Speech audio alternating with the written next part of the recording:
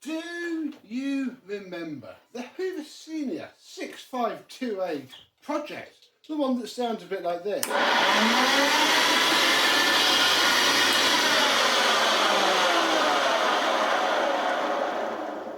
Well, today I'm going to start to strip it down. I have my screw card ready, and I figured before we have a look at how it turns out later on in the video, I want to see what the heck is causing it to sound that bad. So, let's have a look.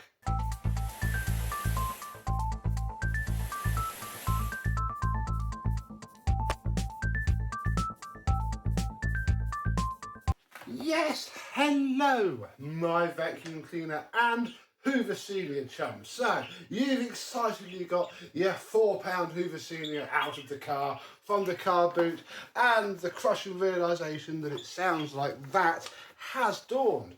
What do? Well, we do have to do some investigation, I'm afraid. The first thing we're going to do is take out the entire brush roll, because we'll need to strip it down later, and then we're going to run it just from the motor, just to see if, you know, perhaps it's the brush roll.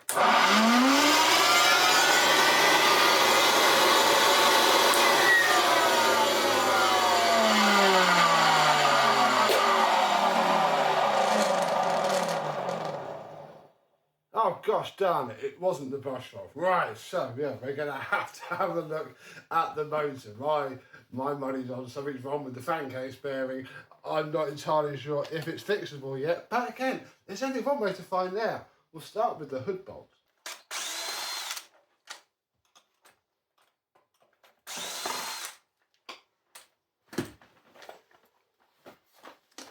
Then, with our, again, very nice Ashley plug unplugged, we can lift off the hood. I'm going to pop that up there because, broken as this is, it's still fantastically rare. And we have our motor. Oh, I forgot it was original. Well, we're going to be completely rewiring it anyway, so whatever the wiring is at the minute doesn't fully matter. I'll take the bag off. That can stay out of the way. If I can probably, might take the handle off in a minute. I say in a minute because I've got to take out this back part here, and you just get a closer look at that. Okie dokie, I would advise you to go seek out my Manchester Vax Hoover Senior refurb thread, because I'm not fully going to be focusing too much on the what goes where. All we're going to be doing is, where's my nice screwdriver gone?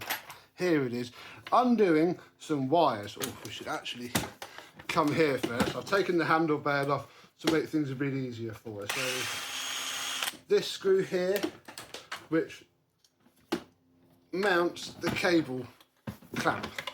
Then we can take out the mains cable, which sits on these first two terminals here. We can take out our, sadly not genuine or original flex, because there's no Hoover crimps on there, and move on. The next thing I'm going to remove is this, don't tell me this is, too tight for my screwdriver.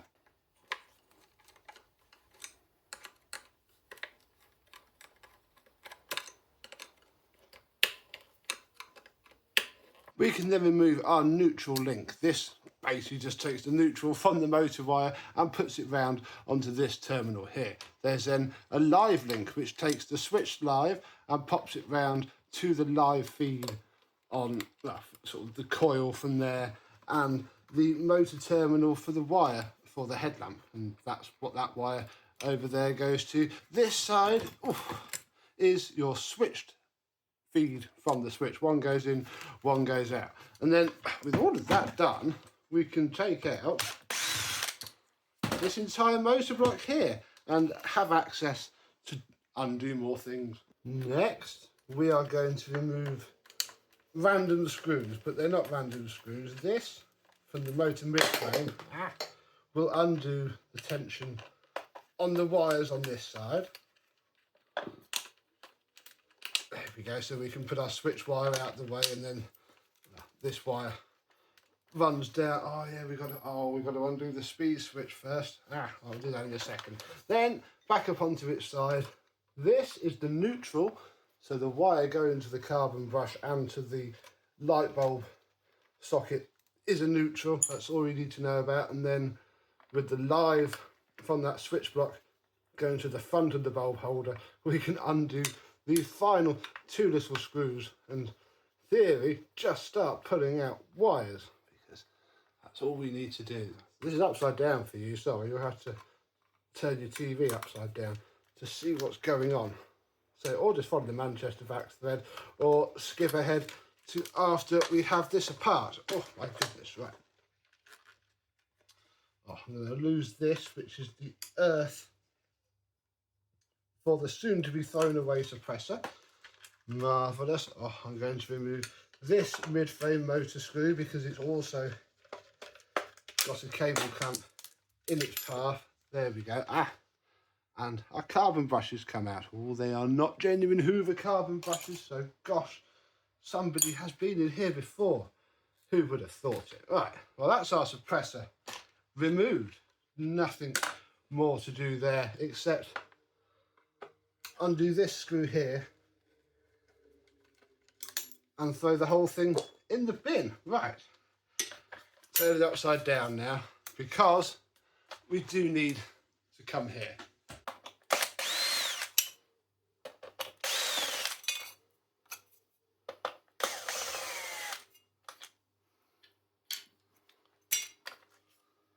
Wow, this is the speed switch. So when you put the tools in, it's this little switch here that is still working that clicks backwards and forwards. Oh, I really should have removed it the other way around, but it's fine, it didn't break. Take that off. Oh yeah, look at all that crust.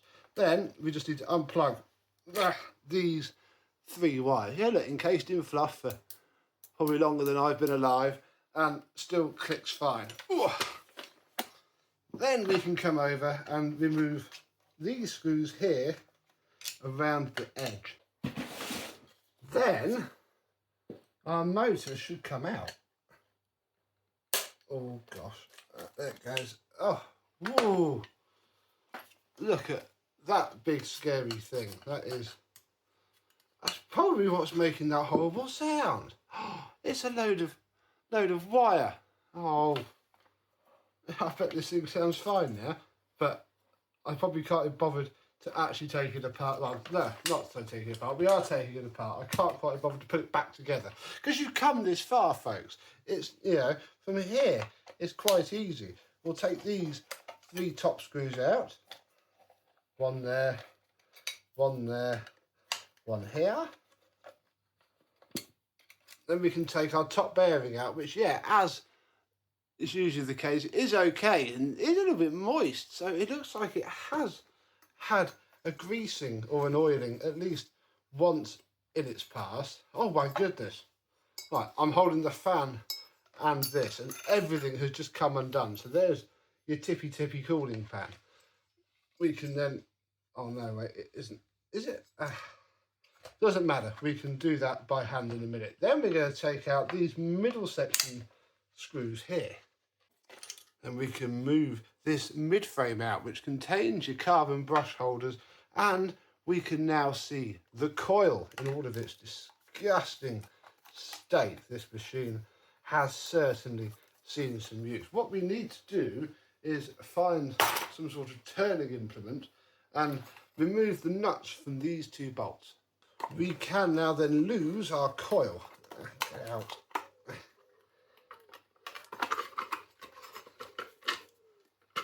There we go, that can come out of there. Yeah, you can spend the time to get all of the fluff off of here, give it all a good clean up. That was very tidy indeed. Now we can grip our entire armature, which, well, it's very clean indeed. Look at all that fuss over something that's torn. And then, oh, this is there. We might have to get creative. We've got to try and undo this belt spindle, but with the fan. Oh no, hang on. Sometimes you can do it just by turning the fan, but it's then not. There we go, that is loose. Get a screwdriver, give it a good old turn. I'm going to tell you that hasn't pulled the threads out of there. The actual belt spindle looks okay. It's perhaps a little bit worn, but there's, you know, it's not really thin. which they can be, are all good.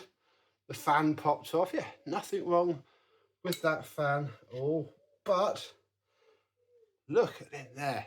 That won't be doing it any favours at all. I wonder, that's in between the washers and the spacer plate. Oh, no rust. Let me get these washers out. There we go, the hair's wrapped around that little spacer plate there. We can knock this quite rusty armature out of our centre bearing, and the bearing does spin, but it's very, very dry indeed. But it's not catastrophic, it's not actually damaged. I do think wherever this thing here went, this massive hairpins and wet fluff was the cause.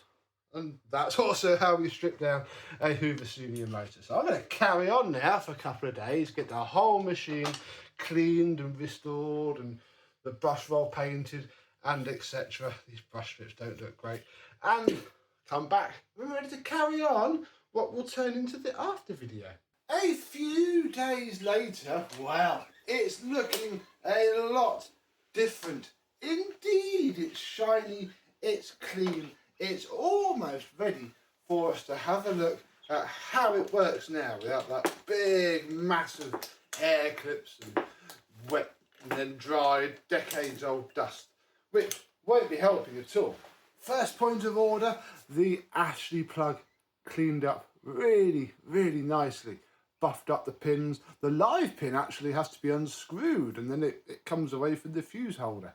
Bit strange, but yes, that is lovely. It's on a sadly not original flex, but you know, good enough. What you're going to do about that, and then everything else is pretty good. All of the hand cheese came off with the handle grip very nicely. The handle itself is in good order, but well, until you get to down here, which has obviously been there's that pedal, shoved repeatedly under a piece of furniture that probably sat.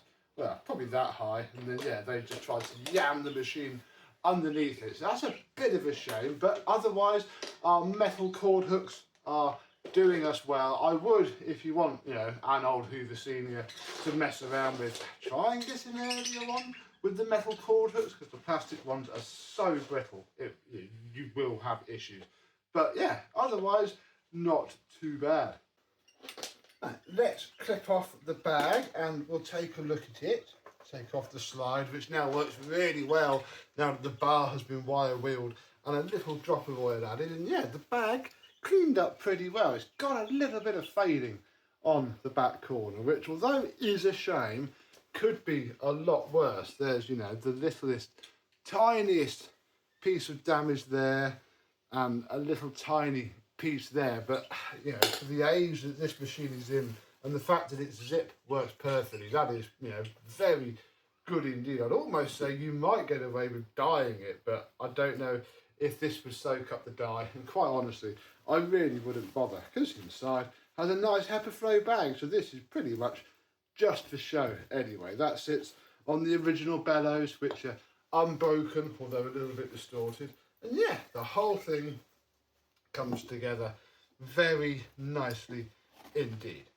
Underneath, washed up very nicely. You know, outside of the brush file housing, this machine is very, very clean underneath. There's our date for anybody who can date those, and yeah, it has seen a fair bit of use. There is no paint at all left on that part of the machine. Yes, the brush roll has been repainted, and it has brand new, although non-genuine, brush roll strips in it, because the original ones, actually over here, they were non-genuine as well. Where is it? You can see the fact that it says TT something, yeah, TTU, there we go, TTU on there, really focus, and then ABC England down there. The original ones will say Hoover on them. These are not original, but they are a lot stiffer and longer than the other ones. So we have our brush roll retaining spring in, and in theory we should just be able to, there we go,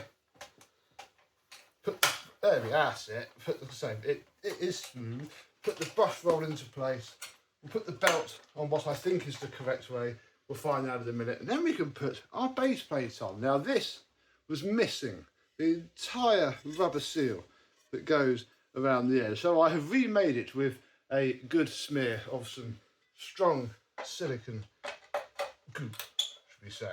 And that can go on the sort of thing that you'd see in a car sump with. That can go on there. And yeah, everything is lovely and clean and nice. We can flip it over. Ooh.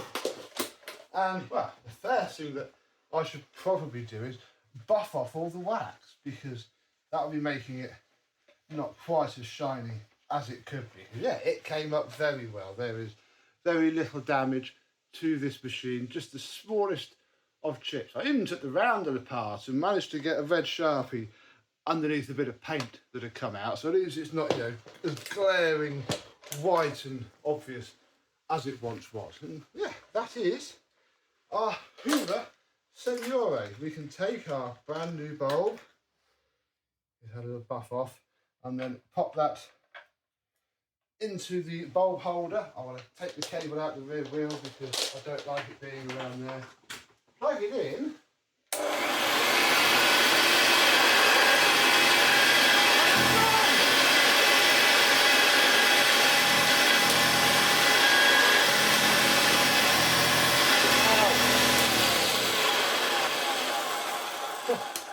Well, it runs, but the circuit's fallen off the wheel. And it's just spat something sharp out the back into my leg. So that works perfectly. Let me just fix this. There we go. All four wheels are on the ground. The bag is on.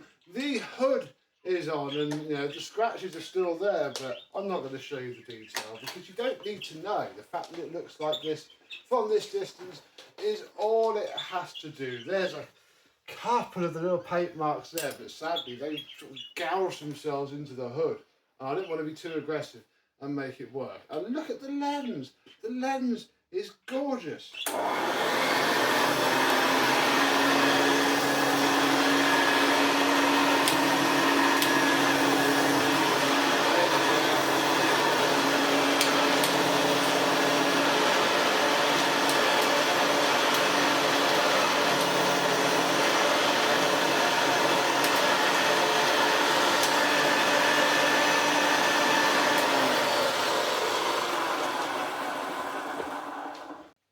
And there we go.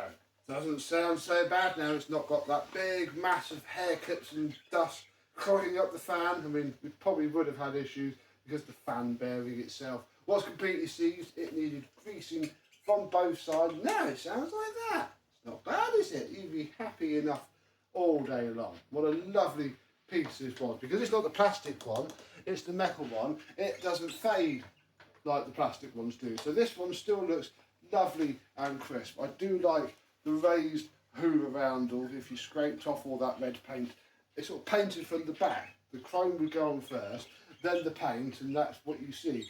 It could be tidied up. I don't have that sort of paint. I'm not going to bother. I would make it worse. This now is a lovely piece, ready to go back home for its owners to enjoy. So, what's the worst Hoover that you've ever started to look at that turned out to not be too bad after all, just like this one? Let me know down below. And until the next horrifying Hoover, I, and some other Hoover Senior I'm sure, will see you soon. Bye bye.